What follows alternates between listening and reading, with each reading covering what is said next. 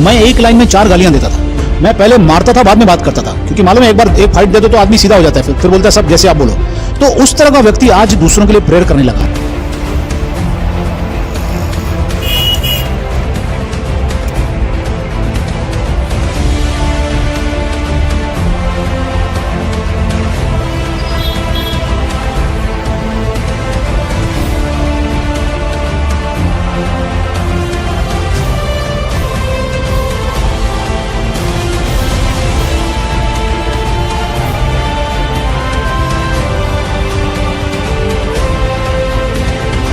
चलिए दोस्तों, आज हम आए हैं पास्टर दिनेश चावला जी के चर्च में।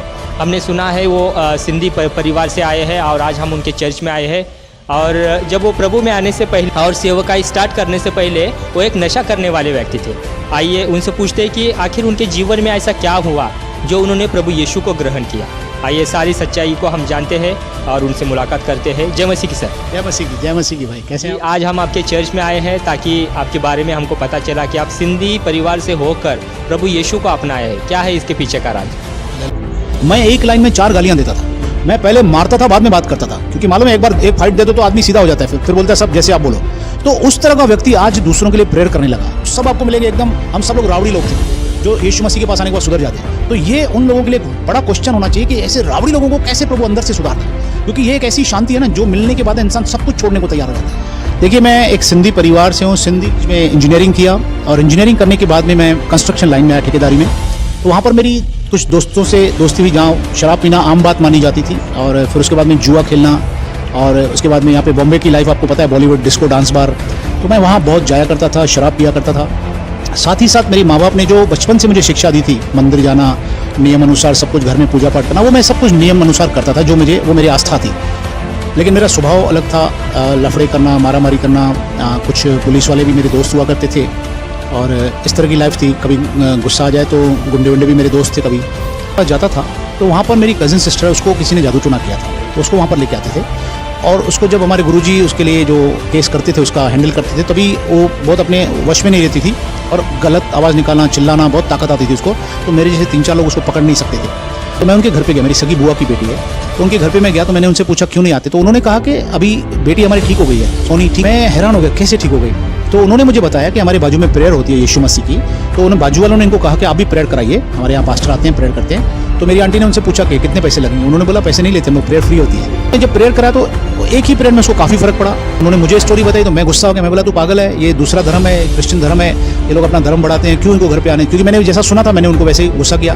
और 6 गुरु बदली करो, कोई आपको कुछ नहीं बोलेगा, लेकिन आप जैसे यीशु के पास आते हैं ना, लोग आपको गालियाँ देना शुरू करते हैं। के पास लोग छोड़ के नहीं गए, इस गुरु के पास भीड़ रोज बढ़ रही है। रोज लाखों लोग यीशु मसीह को ज्वाइन कर रहे हैं, यीशु मसीह के विश्वास में बढ़ रहे हैं। कैसे हो रहा है? जैसे कोई व्यक्ति घर से निकलता है उसको बाइकआउट करते हैं, गांव वाले उसको गांव से निकालने की धमकी देते हैं, हुक्का पानी बंद करने की धमकी देते हैं, मारने आते हैं, कई लोग मार खाते हैं, कई लोग जेलों में बंद है, लेकिन फिर भी यीशु मसीह को कोई छोड़ने को तैयार नहीं। भाई साहब, मैं बोलूंगा आप सोचिए। रोशनी रोशनी वो बनके आया, रोशनी।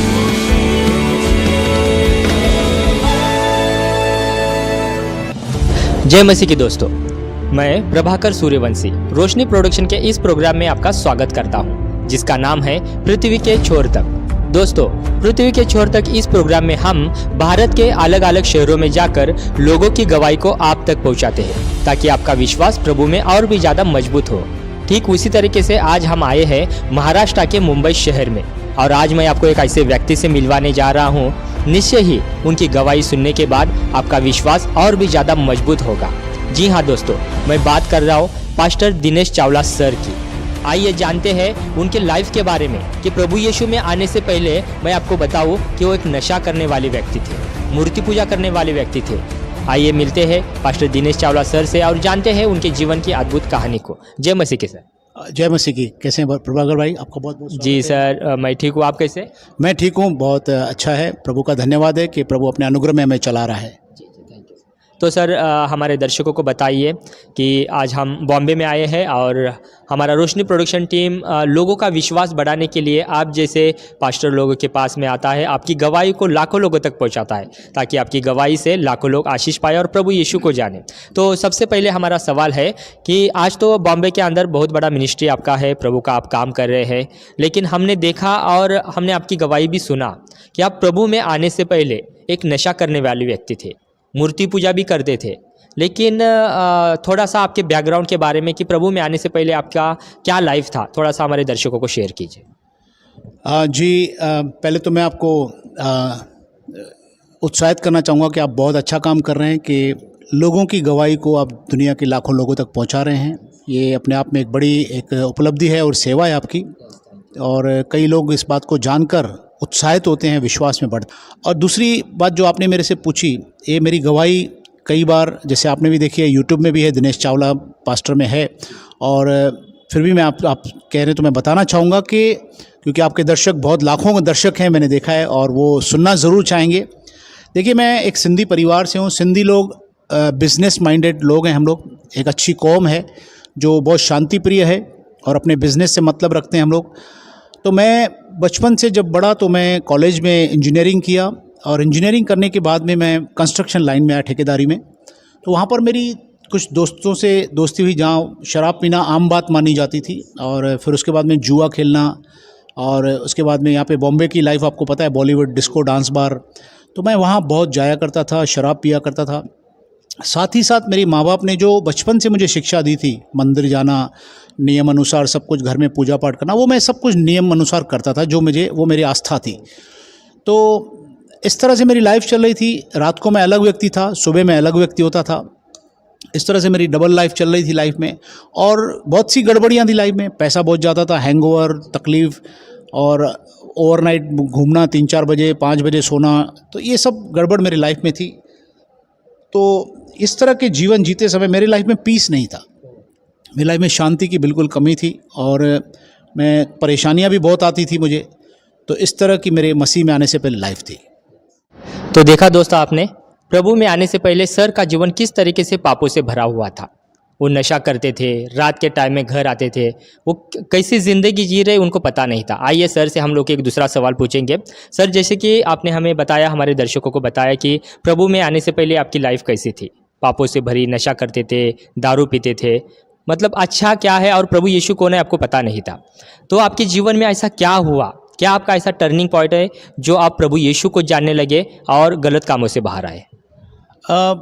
देखिए, उस वक्त मैं हमारे गुरुजी थे जिनके यहाँ पे मैं जाता था स्थान में, और बड़े ही शिद्दत से मैं सेवा करता था वहाँ पे। जैसा मैंने आपको बताया कि मेरा लाइफ वहाँ पे अलग ही था, लेकिन मेरा स्वभाव अलग था।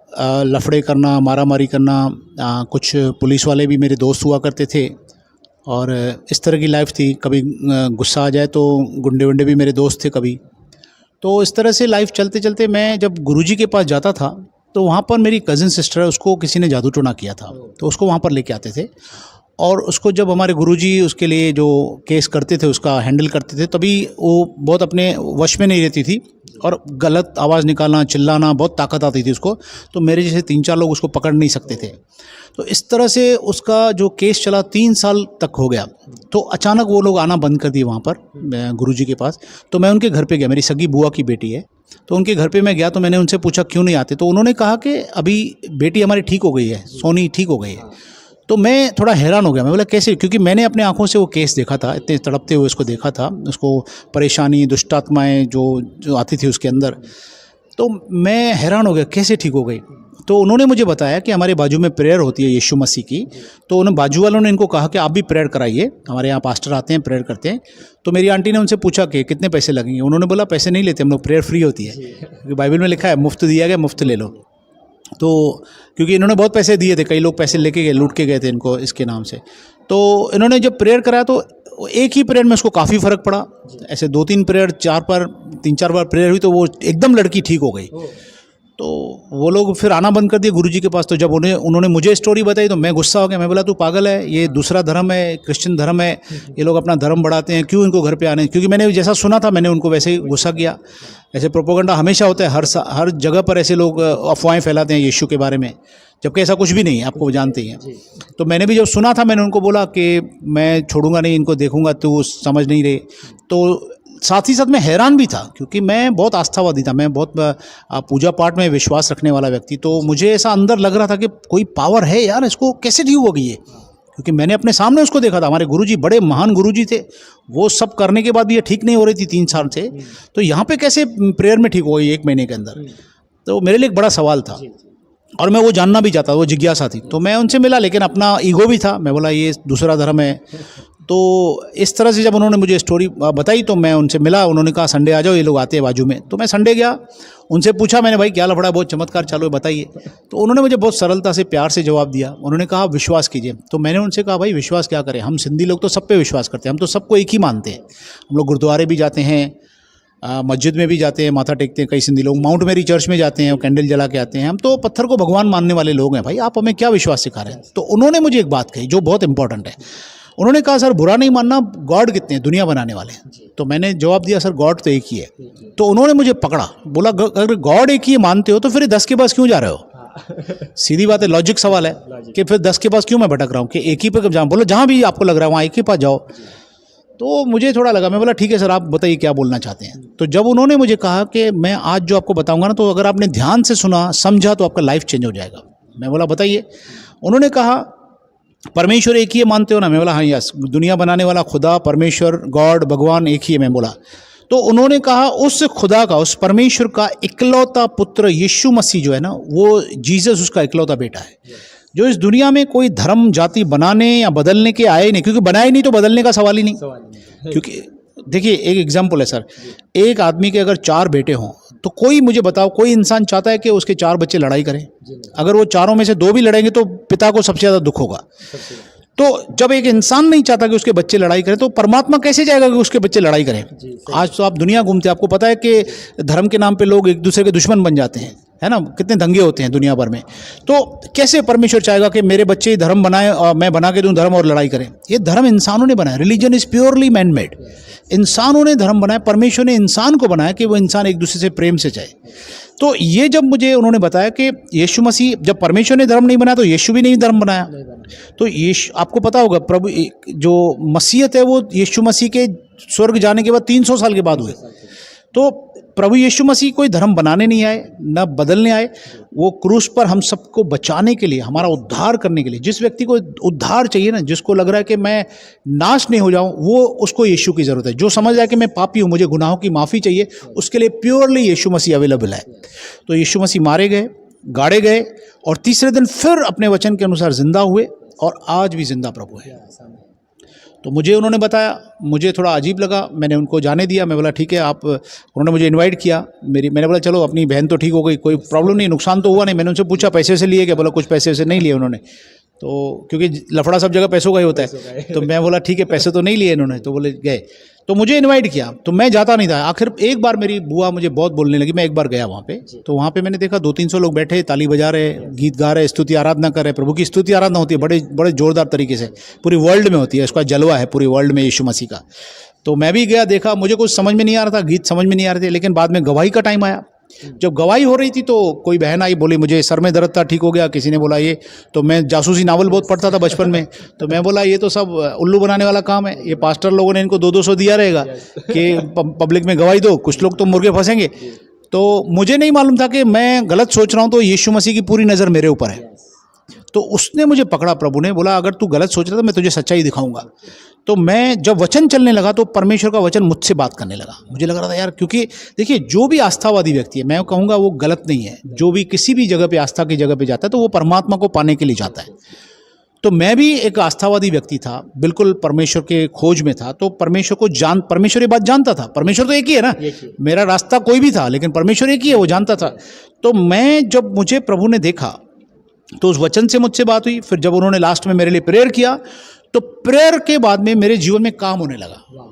लेकिन उस वक्त मैं दारू बहुत पीता था, आधी बोतल में डेली लगभग दारू पीता था, जुआ खेलता था, डांस बार जाता था। तो मेरे प्रोग्राम सब चालू थे। मैं जैसे प्रेयर भी खत्म हुई तो मैं चला गया, दारू पीने चला गया। तो उस हफ्ते में मेरे प्रभु यीशु ने काम करना चालू किया, मेरे काम होने लगे। तो मैं भूल गया। ये प्रभु यीशु की मैं आपको एक गुण बताऊं कि आप भूल जाएंगे लेकिन यीशु नहीं भूलता भाई आपकी बात को। वो देर सवेर आपकी काम जरूर करेगा। आप उसको बोल दो विश्वास के साथ में। आपका जितना विश्वास मजबूत होगा उतना काम जल्दी होगा, क्योंकि यीशु विश्वास पे काम करता है।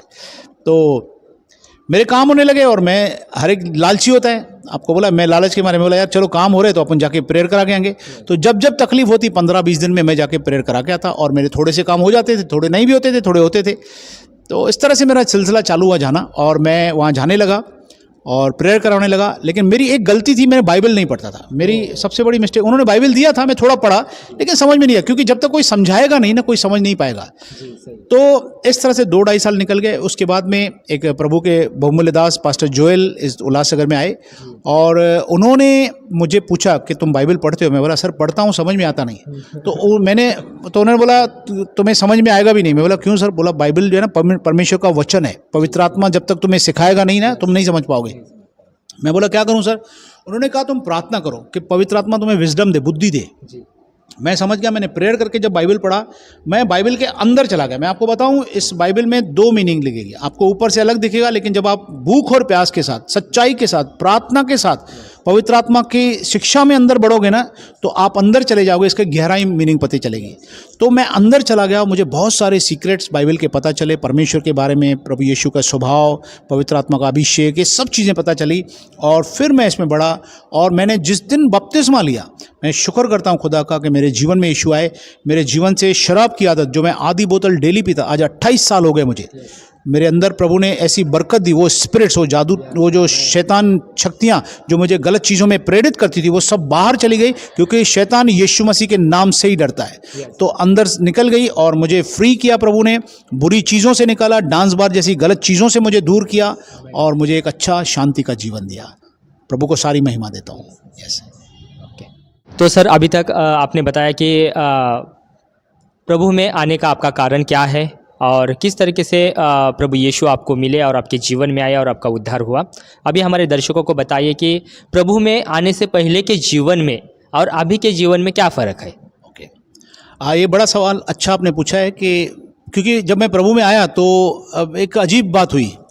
वही लोग जो मेरे अपने थे वो थोड़ा मुझे गलत समझने लगे कि ये दूसरे धर्म में चला गया, जबकि मुझे मालूम था कि मेरा कुछ भी न धर्म परिवर्तन हुआ, ना कुछ भी नहीं हुआ। मैं तो सेम इंसान हूँ, मेरा नाम वही है, मैं खाना वही खाता हूँ, मेरी माँ वही है, मेरे भाई वही हैं, बहन वही है, मेरी पत्नी, तो ये सब सेम था, कुछ भी फ़र्क नहीं। हाँ, एक बड़ा फ़र्क मेरे जीवन में आया कि मेरे जीवन से वो जो गंदगी प्रभु ने निकाल दी, जैसे मैंने आपको बताया, तो वो गलत चीज़ें, हाँ, जब मैं गलत था तो लोग मुझे रिसीव करते थे। मैं शराब पीऊँ, जुआ खेलूँ, वो चलेगा उनको, बुरी चीज़ों में। मेरे कुछ विरोधी लोग मेरी मम्मी के पास आए, मेरे चाचा आए, मेरे बड़े भाई ने उनको बोला उसको मना नहीं करती है, तो मेरी मम्मी ने बोला कि जब ये रात को 3-4 बजे आता था तभी तो तुम लोग पूछते नहीं थे कि बेटा कैसा है, लेकिन आज अगर वो सुधर गया तो आपको चिंता हो रही है। तो जो भी है, यीशु मसीह बहुत अच्छा है ना, मेरा बेटा तो सुधर गया। आज मैं ये मैसेज भी देना चाहूँगा आपके द्वारा कि लोग जो हैं, जो खास करके जो विरोध करते हैं यीशु मसीह का, देखिए आपको ये सोचना चाहिए कि मसीह में जाने के बाद उनकी आप जांच पड़ताल कीजिए कि उनके जीवन में क्या फ़र्क है। आप सिर्फ सिंपली ऐसे मत बोलिए कि धर्म दूसरे में चला गया, ये हो गया, लेकिन उनके जीवन में कितना बड़ा फ़र्क आता है, कितनी बुरी आदतों से। आज मेरे अच्छे IPS ऑफिसर, पुलिस वाले, DCP रैंक के मेरे दोस्त हैं, वो मुझे बताते हैं कि भारत के गवर्नमेंट चाहती है कि लोग सुधरें, इसके लिए जेल है, बच्चों के सेंटर हैं जहाँ पे बच्चों को सिखाया जाता है, इतने लाखों उन्होंने गवर्नमेंट ने खोल के रखे हैं। तो गवर्नमेंट की इच्छा है कि लोग सुधरें, सुधार ग्रह हैं। तो अगर प्रभु यीशु मसीह लोगों को अगर सुधार रहा है, और बाहर से नहीं लेकिन अंदर से सुधार रहा है, तो मैं तो चाहूँगा तो इन चीज़ों को और बढ़ावा देना चाहिए कि लोग सुधरें। और आपसे मैं कहूँगा कि आप तहकीकात कीजिए, उनके परिवार वालों से इंटरव्यू लीजिए कि भाई ये बंदा जब से यीशु मसीह में गया तो उसके जीवन में क्या फ़र्क है, क्या बुरी चीज़ें इसके अंदर से निकली कि नहीं निकली। मैं एक लाइन में 4 गालियां देता था। मैं पहले मारता था, बाद में बात करता था, क्योंकि मालूम है एक बार एक फाइट दे दो तो आदमी सीधा हो जाता है, फिर बोलता है सब जैसे आप बोलो। तो उस तरह का व्यक्ति आज दूसरों के लिए प्रेयर करने लगा। आज आपने ऐसे हजारों आपको गवाह मिलेंगे, आपने बहुत सारे लोगों का इंटरव्यू लेते हो तो सब आपको मिलेंगे एकदम, हम सब लोग रावड़ी लोग थे जो यीशु मसीह के पास आने के बाद सुधर जाते हैं। तो ये उन लोगों के लिए एक बड़ा क्वेश्चन होना चाहिए कि ऐसे रावड़ी लोगों को कैसे प्रभु अंदर से सुधारता है, क्योंकि ये एक ऐसी शांति है ना जो मिलने के बाद इंसान सब कुछ छोड़ने को तैयार हो जाता है। तो मैं शुक्र करता हूँ खुदा का कि परमेश्वर ने मुझे छुआ, मेरे जीवन में बदलाव आया। अब मुझे फाइनेंस की तकलीफ हुई, उल्टा लोग बोलते हैं इसमें पैसा मिलता है। आपने सुना होगा, लोग बोलते हैं यीशु मसीह में जाने से। देखिए मैं आपको एक सिंपल बात बताता हूँ, अगर आपको आज के बाद जिनको भी जो भी मुझे सुन रहे हैं दर्शक, मैं आपको एक फार्मूला दे देता हूँ। आपके पास हो सकता है हम लोग ऐसे ही घुमा के बोले, लेकिन आपको बोल देता हूँ, आप जिस भी शहर में मुझे देख रहे हैं, अगर आज के बाद आपको कोई बोलता है कि यीशु मसीह के धर्म में जाने से, यीशु को मानने से, क्रिश्चियन बनने से, वॉट एवर जो भी बोलता है कि पैसा मिलता है 1 लाख 2 लाख, उसको बिठाइए, उसको अच्छा नाश्ता चाय पिलाइए, उसको बोलिए बैठिए भाई तू तो बड़ा अच्छा ग्राहक है, मेरे लिए 2 लाख का काम करने आया है। उसको बोलो भाई देखो, अगर तू बोला 2 लाख मिलता है तो मेरे 5 दोस्त हैं, ये लॉकडाउन के बाद में उनका धंधा खराब हो गया, 5 दोस्त, उनकी पत्नियां 5, कितने हो गए 10। बोलो हम 10 ही तुम्हारे साथ चलने को तैयार हैं, ठीक है, जैसा तुम बोलोगे वैसा करेंगे। हम यीशु मसीह को मानने को तैयार हैं, तुम्हारी भाषा में जो भी बोलोगे दूसरे धर्म को मानने को तैयार हैं। 10 लोगों का 20 लाख मिलेगा, ठीक है, तुम्हारे कहने के अनुसार तुम बोल रहे हो 20 लाख, तो अगर 20 लाख जैसे मिलेगा ना, उसका तू खाली बैग लेके चलना, आधा पैसा 10 लाख तू गिन के निकल जाना, लेके जाना, आधी तेरी कमीशन वहाँ पे वहाँ, ठीक है। तो मुझे बताइए, अगर वो इंसान सच बोल रहा है, आपको जिसको भी जो भी आपको चैलेंज करा, अगर वो सच्चा है आदमी, अगर उसकी बात में सच्चाई है, चाहे कोई भी हो, कितना भी पावरफुल व्यक्ति हो, अगर वो सच बोल रहा है तो वो 10 लाख रुपया क्या छोड़ना चाहेगा क्या? फुकट में उसको मिल रहे हैं, उसको पता है ना कौन सी जगह मिल रहा है। भाई मुझे तो 28 साल हो गए, मैं ढूंढ रहा हूँ कौन मिलता है, और मैं तो अब यीशु को मानता हूँ। मुझे कहाँ 10,000 भी मिलेंगे, मैं तो लेके आऊँगा, क्या प्रॉब्लम है ना, मैं आपको दे दूंगा। लेकिन पैसा कहीं नहीं मिलता, मैं आपको बताऊँ जीवन मिलता है। तो 10 लाख रुपया कोई छोड़ेगा नहीं। अगर उस आदमी में, बंदे में सच्चाई होगी ना, जगह उसको पता होगी ना, तो आपको तुरंत ले जाएगा, 2 इनोवा गाड़ी लाएगा, आपको लेके जाएगा।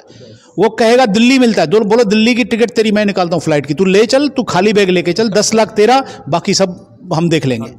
आपको गारंटी, क्योंकि मैं कॉन्फिडेंस इसलिए बोल रहा हूँ, मैंने 300 से ज़्यादा लोगों को चैलेंज किया आज तक, मेरे इतने 28 सालों में, किसी ने जवाब नहीं। उसके बाद में उनका मुंह बंद हो जाता है, क्योंकि अफवाहें हैं, अफवाहों की कोई सच्चाई नहीं होती है, ये लोग ऐसे ही बोलते हैं। ये एक टारगेट है, शैतानी शक्तियां ये चाहती हैं कि लोग यीशु के पास नहीं जाएं। आप किसी भी गुरु को मानो, एक गुरु को छोड़ के दूसरे गुरु के पास जाओ, तीसरे के पास जाओ, 6 गुरु बदली करो, कोई आपको कुछ नहीं बोलेगा। लेकिन आप जैसे यीशु के पास आते हैं ना, लोग आपको गालियां देना शुरू करते हैं। ये बात प्रभु यीशु ने खुद वचन में कही है। मत्ती रचित सुसमाचार 5 अध्याय के 11 वचन में यीशु ने कहा, धन्य हो तुम जब लोग मेरे कारण तुम्हारी निंदा करें। मतलब यीशु को मानने से लोग हमारी निंदा करेंगे, यीशु ने पहले बोला है। प्रभु यीशु ने कहीं प्रॉमिस नहीं किया कि तू आएगा तो मर्सिडीज गाड़ी दूंगा मैं पहले, लेकिन प्रभु ने ओपन कहा। मुझे बताइए, आज अगर एक गुरु सत्संग करे अपना, और सत्संग में माइक पे बोले, 1 लाख चेले बैठे हैं उसके, वो बोले बंदे अगर तू मेरे सत्संग में आएगा तो तेरा नाम खराब हो जाएगा, लोग तेरी निंदा करेंगे, तुझे गालियां देंगे, तो मुझे बताओ कौन जाएगा उसके सत्संग में? कोई नहीं जाएगा। बिल्कुल लॉजिक है।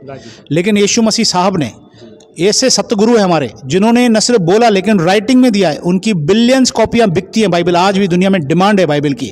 ऐसे वाले बाइबल हमें नहीं मिलते, हमने ऑर्डर किया हुआ है। स्टडी बाइबल हमें नहीं मिल रहे हैं, 500 पीस हमने ऑर्डर किया हुआ है, 2 साल हो गए नहीं मिल रहे हैं। तो बाइबल की डिमांड है, उसमें हमारे प्रभु ने, सतगुरु ने राइटिंग में दिया कि तू यीशु को जिस दिन से मानेगा, लोग तेरी निंदा करेंगे, लोग तेरे बारे में झूठ बोलेंगे, और कहा तब तुम आनंदित और मगन होना। और आज मैं बोलता हूँ, ये ऐसे गुरु के पास लोग छोड़ के नहीं गए, इस गुरु के पास भीड़ रोज बढ़ रही है। रोज लाखों लोग यीशु मसीह को ज्वाइन कर रहे हैं, यीशु मसीह के विश्वास में बढ़ रहे हैं। कैसे हो रहा है ये? राइटिंग में दे, और वो हो भी रहा है।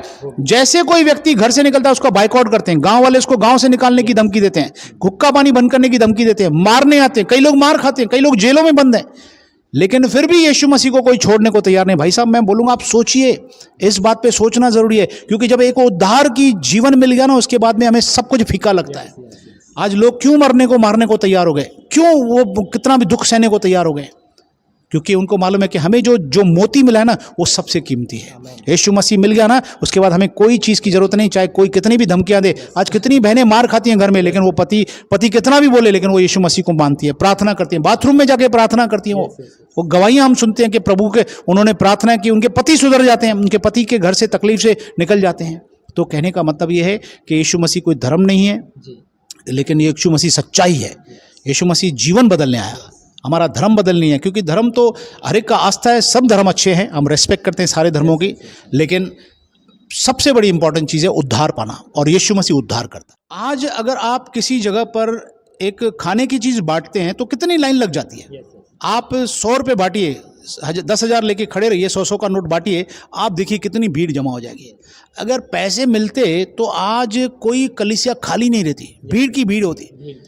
हाँ, कितनी करोड़ों कलीसियाँ हो जाती। लेकिन आज मैं देखता हूँ कई प्रभु के दास हैं जिनके पास साइकिल है, जो सच्चाई से सेवा करते हैं। कई प्रभु के दास पास्टर लोग भाड़े पे रहते हैं। तो आपको सोचना चाहिए कि अगर ये पैसे बांटते होते तो खुद तो करोड़पति तो मर्सिडीज में घूमते। हाँ, इल्जाम लगाने से पहले सब लोग इल्जाम लगाते हैं कि पास्टर पैसा देता है, धर्म परिवर्तन करता है। भाई, आप वो पास्टरों की जीवन देखो, वो सच्चाई ईमानदारी से रह रहे हैं, मेहनत मजदूरी कर रहे हैं या सेवकाई भी कर रहे हैं, तो कैसे कष्ट और तकलीफ से निकल रहे हैं, है ना। उनको भाड़े पे घर पे रह रहे हैं, अपना बंगला तो ले ले कम से कम। तो इस चीज़ पर आप गौर करें। ये सब जो बातें हैं ना, ये सब अफवाहें हैं। ये शैतान नहीं चाहता कि कोई प्रभु यीशु के पास आए, उद्धार पाए, क्योंकि यीशु मसीह उद्धार करता है और वो जीवन बदलने वाला है। यीशु को छोड़ कोई उद्धार कर ही नहीं सकता, बाइबल बताती है। परमेश्वर के वचन में क्लियर लिखा हुआ है कि उसी के नाम से उद्धार की सुसमाचार सुनाया जाएगा, यीशु के नाम से लोग उद्धार पाएंगे। और मैं धन्यवाद करता हूं परमेश्वर के लिए कि उसने हमें वचन पहुंचाया, बाइबल हम तक पहुंचा। कई लोगों ने अपनी जान दे दी बाइबल हमारे तक पहुंचाने में। 2000 साल हो गए हम तक बाइबल पहुंचने में। कईयों ने अपने पूरी जीवन समर्पित दे दिया, जैसे आपने अपना जीवन दिया ये सब लोगों तक पहुंचाने के लिए। ऐसे कई लोग हैं जिन्होंने अपने जीवन को समर्पित कर दिया और आज हमारे पास पवित्र शास्त्र पहुंचा है। तो इसका बड़ा आदर है हमारे जीवन में, हमें करना चाहिए और इसे पढ़ना चाहिए। यस, कि जब आपने सेवकाई को शुरू किया, प्रभु के राह पर जब आप चलने लगे और यीशु का सुसमाचार लोगों को सुनाने लगे, तो आपको कौन से बातों का सामना करना पड़ा, और अपने जीवन का थोड़ा सा स्ट्रगल बताइए। जी, मैं जब प्रभु में आया तो मैंने जैसे पहले भी कहा कि लोग विरोध करने लगे, लेकिन शुक्र है खुदा का कि आज वही लोग प्रार्थना करवाते हैं, वही लोग यीशु मसीह को मानते हैं। उनमें से कई लोग विश्वास में आ गए।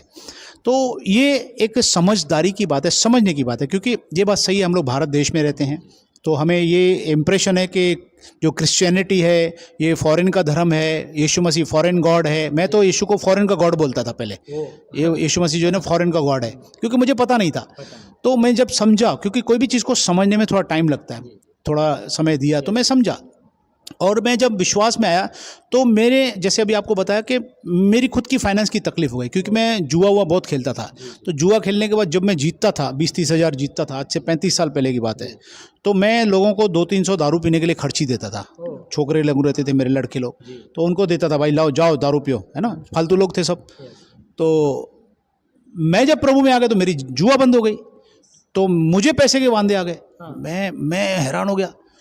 लेकिन प्रभु का धन्यवाद करता हूँ, प्रभु ने उस समय से थोड़े से स्ट्रगल में से मुझे निकाला, ताकि वो मुझे एक्सपीरियंस है। वो कुछ महीने जब मैं स्ट्रगल में रहा, फाइनेंस की तकलीफ में रहा, तब निकलने के बाद फिर मुझे एक अच्छा साफ़ सुथरा बिजनेस मिला। मैंने मेहनत किया, प्रभु ने अनुग्रह दिया, मैंने उस मेहनत को प्रभु ने सफलता दी। ऑफकोर्स उसकी दया है, फिर प्रभु ने उसको ब्लेस किया। लेकिन एक चीज़ थी, प्रभु का वचन कहता है मत्ती 6:33 में कि पहले उसके राज्य की खोज कर तो बाकी सारी वस्तुएं तुम्हें दी जाएंगी। तो मैं उसमें विश्वास करता था, वचन का आज भी विश्वास करता हूं कि अगर हम राज्य के लिए प्रभु के सुसमाचार को फैलाते हैं, तो मुझे लगता है कि सेवकाई के लिए आपको वेट नहीं करना है कि कोई पास्टर आके आपके सर पे हाथ रखे आप फिर सेवा करें। सेवकाई सबके लिए। देखिए, मार्कुस 16 अध्याय में प्रभु ने सबको कहा कि जाओ सुसमाचार सुनाओ। ऐसा नहीं कहा कि, उसने कहा विश्वास करने वालों में ये चिन्ह होंगे, वे बीमारों पर हाथ रखेंगे, बीमार चंगे हो जाएंगे। ऐसा नहीं बोला कि पास्टरों में चिन्ह होंगे। आप विश्वास करते हैं, आप प्रार्थना कीजिए, लोग आशीष पाएंगे। ठीक है, आपका विश्वास होना चाहिए। तो विश्वासियों के लिए सेवा है। हर एक विश्वासी जब उद्धार पा लिया उसने, तो वो सेवकाई शुरू करना चाहिए। सुसमाचार की सेवा के लिए हमें वेट नहीं करना है। जहां भी हम रिक्शा में हैं, कार में हैं, ओला में हैं, जहां भी हम यीशु के बारे में बताएं, मैं तो बताता हूं, मैं जहां भी रहता हूं कोशिश करता हूं कि प्रभु यीशु के बारे में, अपने जीवन में महान जो कार्य यीशु ने किए, मैं उनके बारे में बताऊं, गवाही बताऊं और लोग उद्धार पाएं। आना नहीं आना, विश्वास करना या नहीं करना उनकी मर्जी है। हम किसी पर जबरदस्ती कर नहीं सकते और ना ही करना चाहिए। देखिए, आज एक फैमिली में 4 लोग हैं, पति पत्नी बाप बेटा, बेटा बेटी। तो बेटा कहीं और जाता है किसी और आस्था में, बेटी किसी और गुरु को मानती है, माँ किसी और मंदिर जाती है। आज पति पत्नी को नहीं बोल सकता कि तू अपने मंदिर मत जा, मेरे साथ चल, मेरे गुरु के पास चल। तो पत्नी अगर पति की बात नहीं मान रही तो बाहर का व्यक्ति कैसे उसको लेकर जाएगा यीशु के पास? सही बात। ये जो ब्लेम लगाया जाता है कि ये लोग खींच के जाते हैं, मैं समझता हूँ सब समझदार लोग हैं, कोई दूध पीते बच्चे नहीं हैं, हम भी दूध पीते बच्चे नहीं, हमें किसी ने बोला नहीं। मैं तो कहता हूँ अगर मुझे कोई बोलता ना तो मैं तो पहले उसको मारता था, लेकिन प्रभु का धन्यवाद, प्रभु ने मेरे मन को बदल दिया, अंदर सच्चाई को पता चला, मैंने चेक किया, सच्चाई को देखा, समय लगा। उस वक्त 28 साल पहले 30 साल पहले सिखाने वाले नहीं थे, आज भरमार है कलीसियाओं की, आज इसका फायदा उठाइए। विश्वासियों को मैं कहना चाहूँगा, आप सीखिए वचन को, जब तक आप सीखोगे नहीं तब तक आपको समझ में नहीं आएगा। आप सीखेंगे तो आपको पता चलेगा। आपके पास इतने पास्टर्स अवेलेबल है, रेस्पेक्ट के साथ अपने अगुओं से अधीनता में रहते हुए उनसे सीखिए। मेरे जीवन में मैं बहुत ब्लेसेड व्यक्ति हूँ प्रभु के अनुग्रह से, लेकिन उसका एक कारण ये भी है, ऑफकोर्स उसका ग्रेस है, एक कारण ये भी है जिन अगुओं से मैंने सीखा है, वचन सीखा है, क्योंकि लिखा हुआ है जो तुम्हें वचन का परिश्रम करके सिखाते हैं उनका 2 गुने आदर करो। ठीक है, तो 2 गुने आदर में मतलब क्या है, प्रभु चाहता है कि हम उनका आदर करें हमेशा। तो जिनसे वचन सीखा ना, मैं उनका बड़ा आदर करता हूं, क्योंकि उन्होंने मुझे जीवन का वचन दिया। जब यूहन्ना 6 अध्याय में सब चेले छोड़ गए तो यीशु ने 12 से भी पूछा, क्या तुम भी मुझे छोड़ के जाना चाहते हो? तो पतरस ने उसे कहा, प्रभु तुझे छोड़ के कहां जाएंगे, जीवन की बातें तो तेरे पास हैं। तो ये जीवन की बातें, इसको हमें छोड़ना नहीं है, ठीक है ना। तो ये बहुत इंपॉर्टेंट चीज़ है। दूसरी एक बात बताऊं, जो सेवकाई के लिए मुझे दर्शन प्रभु ने दिया, रोशनी, जो आपके प्रोडक्शन का भी नाम है, रोशनी प्रोडक्शन। देखिए, एक अंधा दूसरे अंधे को मार्ग नहीं दिखा सकता, दोनों गड्ढे में गिरेंगे, है ना। लेकिन अगर मैं अंधा था, मुझे रोशनी मिल गई, आज मैं कॉन्फिडेंस से कहता हूं मुझे रोशनी मिल गई, खुदा की रोशनी मिली, तो मेरा फर्ज बनता है दूसरे अंधे को मैं रोशनी दिखाऊं। तो आज मैं वही काम कर रहा हूं। मुझे जो ज्योति प्रभु ने दिया, और उसने कहा मैं जगत की ज्योति हूं और तुम भी जगत की ज्योति हो। प्रभु ने कहा तुम जाके लोगों को ज्योति दिखाओ। तो आज मैं वही काम कर रहा हूं जो आप काम कर रहे हैं, रोशनी दिखाता हूं। माध्यम अलग अलग है लेकिन काम वही है। तो प्रभु को धन्यवाद करता हूं। लोगों को बताते हैं भाई रोशनी के पास आ जाओ। यूहन्ना 3:19-20 में लिखा हुआ है, जो यीशु के पास आता है वो रोशनी के पास आता है। तो यीशु रोशनी है, तो रोशनी में आने के बाद ही हमें अंधकार के काम प्रकट होते हैं। अरे भाई मैं तो अंधकार में था, पहले आपको समझ में नहीं आएगा। आप जिसमें भी हो, मुझे जुआ अच्छा लगता था, व्यभिचार अच्छा लगता था, डांस बार अच्छा लगता था, लेकिन जब मैं रोशनी में आया, मैं अंधकार से रोशनी मिला। यीशु मसीह ये करता है, वो अंधकार से मैं रोशनी मिलाता है। नहीं तो यही व्यक्ति, यही जुबान है, 4 गाली निकलती थी एक लाइन में। मैं ठेकेदारी लाइन में, ठेकेदारी का काम होता ही नहीं है, बहुत बड़ी बदमाशी है वहाँ पे, मेरी बदमाशी थी वहाँ पे। तो मुझे सुधार दिया, आज मेरे मुंह से गाली नहीं निकलती। ये कोई इंसान नहीं कर सकता, ये केवल यीशु मसीह कर सकता है। तो प्रभु ने अंदर से बदला, और मैंने जैसे कहा कि अंदर से अगर बदलना है किसी को तो ये आपके लिए दवाई है। और अगर आपको लग रहा है कि मैं पापी हूं, मुझे उद्धार की जरूरत है, तो आपके पास यीशु मसीह के पास आने की जरूरत है। नहीं तो आप अगर समझ रहे हैं कि मैं पवित्र हूं, तो आप बिलाशक जहां भी जाइए, हमें कोई एतराज नहीं, कोई जबरदस्ती नहीं आपके ऊपर। लेकिन अगर पापी है और उद्धार की जरूरत है तो यीशु के पास मोस्ट वेलकम है, आपके लिए द्वार खुला हुआ है। तो सर आपने हमारे हर एक सवाल का बहुत अच्छे से जवाब दिया, और मैं उम्मीद करता हूँ हमारे देखने वाले हर एक दर्शकों को आपकी हर एक बात समझ में आई। तो आपके लिए एक दूसरा सवाल हम पूछते हैं, और आप इसका सही जवाब दीजिए, ताकि हमारे देखने वाले जो दर्शक हैं उनको भी एक प्रभु में एक उत्साह बढ़े, एक नई आशा बढ़े और उनका विश्वास बढ़े। सर आज भारत में देखा जाएगा तो भारत में कुछ ऐसे स्टेट में मसीह सताव बहुत ज़्यादा है ना। चर्च में लोग घुस रहे, चर्च के लोगों को मार रहे, घरों में प्रार्थना चलाने नहीं दे रहे। तो साथ ही साथ जो मसीह विरोधी लोग हैं, जो धर्मांतरण का आरोप लगाते हैं, उनके लिए आप क्या कहना चाहेंगे? उन लोगों को आप किस तरीके से हौसला देना चाहेंगे जो सताव को झेल रहे हैं? जी, मैं सबसे पहले उन भाई बहनों को उत्साहित करना चाहूँगा कि आप डरे नहीं, क्योंकि प्रभु यीशु ने तो पहले ही कहा था कि जब तुम मेरे पास आओगे तो तुम्हारी निंदा करेंगे, लोग तुम्हें मारेंगे। यूहन्ना 16 अध्याय में लिखा हुआ है कि तुम्हें मार डालने वाला व्यक्ति भी कहेगा कि मैं परमेश्वर की सेवा कर रहा हूँ, 16:3 में लिखा हुआ है। तो इसलिए आप डरे नहीं, क्योंकि इसका मतलब है कि बाइबल सच्चा है। जो बाइबल में 2000 साल पहले लिखा हुआ है वो सच आज भी हो रहा है, जो यीशु ने कहा था। तो इसका मतलब है कि कोई नई बात नहीं हो रही। अगर यीशु ने वहाँ 16 अध्याय में कहा कि देखो मैंने तुम्हें पहले से सब कुछ कह दिया है, ऐसा ना हो कि बाद में नया होता तो हम अचंभित हो जाते, भाई हम तो ये अच्छा काम कर रहे हैं, लोग मारने क्यों आ रहे हैं। लेकिन यीशु ने पहले बोला था भाई ऐसा होगा, है ना। तो एक कॉन्फिडेंस की बात है, अच्छी बात है, एक सच्चाई है कि कितना किताब सच्ची है। 2000 साल के बाद भी ये वचन सच्चा निकल रहा है। तो आप डरे नहीं। और दूसरी बात कहूँगा, अगर आपको कोई भी अननेसेसरी अत्याचार करे तो आप प्रार्थना में रहें, और अगर आप चाहें तो प्रार्थना पूर्वक कानून का सहारा बिल्कुल ले सकते हैं, क्योंकि भारत देश का कानून बहुत अच्छा है। हमें संविधान हमें अलाउ करता है कि हम किसी भी परमेश्वर को मान सकते हैं, कोई भी किसी को मान सकता है। आप थोड़ा सा ध्यान रखें, दूसरे किसी को भी जोर जबरदस्ती नहीं करना हमें। आप करते भी नहीं होगे, मुझे विश्वास है। आप अपनी भक्ति करते रहें, जहाँ भी आप करते हैं, घर में करते हैं, कलीसिया में करते हैं, आप प्रभु की आराधना करें। आपको कोई रोकेगा नहीं कानूनन। पुलिस हमारा साथ देती है हमेशा। मैंने देखा, हम जब भी पुलिस के पास गए, पुलिस ने हमें हमेशा कोऑपरेट किया हुआ है, कानून ने हमें कोऑपरेट किया हुआ है। हमारे बहुत सारे वकील हैं, हमारे पूरा ग्रुप है बड़ा, हज़ारों वकील हैं उसमें अंदर जो अच्छी सेवा कर रहे हैं। तो इस तरह से मैं आपको उत्साहित करना चाहूँगा कि आप घबराएं नहीं। और एक चीज़ और, अगर आपने यीशु के कारण मार खाया भी तो घबराएं नहीं, क्योंकि हम जहाँ मैंने देखा हुआ है, जहाँ यीशु के व्यक्ति का लहू बहता है वहाँ हज़ारों यीशु के लोग पैदा होते हैं। एक कलीसिया अगर बंद होता है तो उस शहर में 10 कलीसियाएँ खुलती हैं। ये मैसेज है। हमारे जवाहरलाल नेहरू साहब ने कहा था, बोला मसीह लोगों को मत मारो, ये वो क्या बोलते हैं, खटमल है। एक खटमल मरता है 10 खटमल पैदा होते हैं। हम लोग खटमल जैसे हैं। अगर एक को मारोगे तो उस खून से 10,000 मसीह पैदा हो जाते हैं। तो ये भी एक सिस्टम है। तो आप घबराएं नहीं। अगर बच के कर सकते हो, ईमानदारी से, अच्छाई से, कानून का सहारा लेके, लेकिन अगर उसके बाद मार भी खा लिया तो भी चिंता मत करो। स्वर्ग में तुम्हारे लिए बड़ा पुरस्कार है और सेवा भी बढ़ेगी, प्रभु आपको आशीष करेगा। हमारे यहाँ पे कुछ साल पहले 2009 में बड़ा सताव हुआ था। मैं खुद सिंधी परिवार से, व्यापारी परिवार से, मैं सोच रहा था यार सिंधी लोग हैं, ये सब डर जाएंगे शायद। लेकिन यकीन मानिए आज की तारीख में उससे 5 गुना कलीसिया ज़्यादा है। आमीन। उस सताव के बाद में दुगनी हो गई थी। 2-3 महीने के अंदर कलीसिया दुगनी हो गई थी। मेरी सोच अलग है। हम सोचते हैं कि लोग डर जाएंगे, लेकिन कोई डरता नहीं है। मसीह की ताकत हमारे अंदर है, यीशु हमारी ताकत है ना। तो हमें घबराना नहीं है, आपके साथ है। यीशु कभी छोड़ेगा नहीं आपको। देखिए सर, एक बात मैं जोड़ना चाहूँगा कि आज कई लोगों के लिए सवाल होगा कि भाई अगर पैसा भी नहीं मिलता, इसमें कुछ मिलता नहीं, तो फिर आज लाखों लोग क्यों यीशु मसीह के साथ जुड़ रहे हैं? और जबकि यीशु मसीह में जाने से लोगों को गालियां मिलती हैं, तो भी यीशु मसीह के पास क्यों लाखों लोग जा रहे हैं, करोड़ों लोग क्यों जुड़ रहे हैं? तो इसका जवाब मैं आपको बताना चाहूँगा कि प्रभु यीशु मसीह जिंदा खुदा है। वो जीवित परमेश्वर है। वो हमारी प्रार्थना को सुनता है और जवाब देता है, बात करता है। उसका ये वचन जिंदा है और इसके पास आने से हमारा जीवन बदलता है। हमारे जीवन में अंदर बदलाव आता है। हमारे अंदरूनी आत्मा में जो है ना, हमारे अंदर कुछ होता है और बाहर से आपको कुछ नहीं दिखेगा, ना आपको परमेश्वर दिखेगा। इसलिए हम बाहर से आराधना नहीं करते, अंदर से आराधना करते हैं। हालेलुया। तो खुदा का मैं शुक्र करता हूँ। इसलिए मैं जब प्रभु के पास आया तो मैंने उनसे कहा, भाई कोई मुझे मूर्ति दे दो प्रभु की।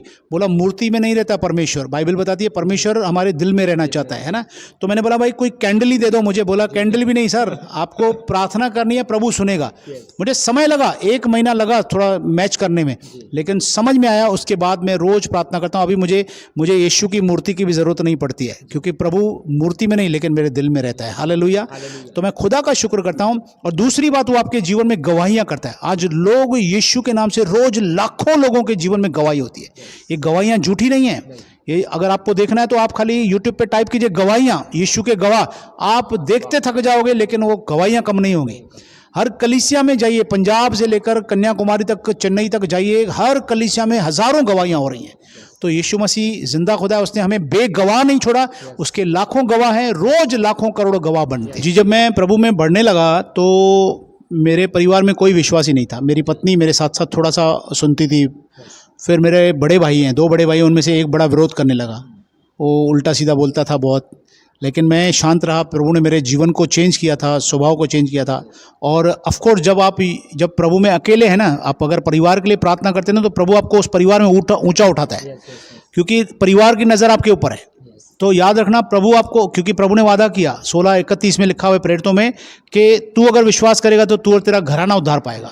तो प्रभु आपकी मदद करेगा, आपको टॉप करेगा ऊपर, क्योंकि घराना देख रहा है कि कहाँ जा रहा है। तो आपको ऊंचा करेगा और आपके परिवार की नज़र आप पर है, ताकि आपका परिवार आए। तो मैं धन्यवाद करता हूं प्रभु का। सारी क्रेडिट, सारी महिमा प्रभु को देता हूं कि मुझे देखकर, मुझे आशीषों को देखकर, मेरे स्वभाव को देखकर, मेरे बदलाव को देखकर मेरा पूरा घराना, आज हम 32 लोग हैं, 32 लोग हैं हमारे परिवार। मेरी मम्मी 80 साल के ऊपर है।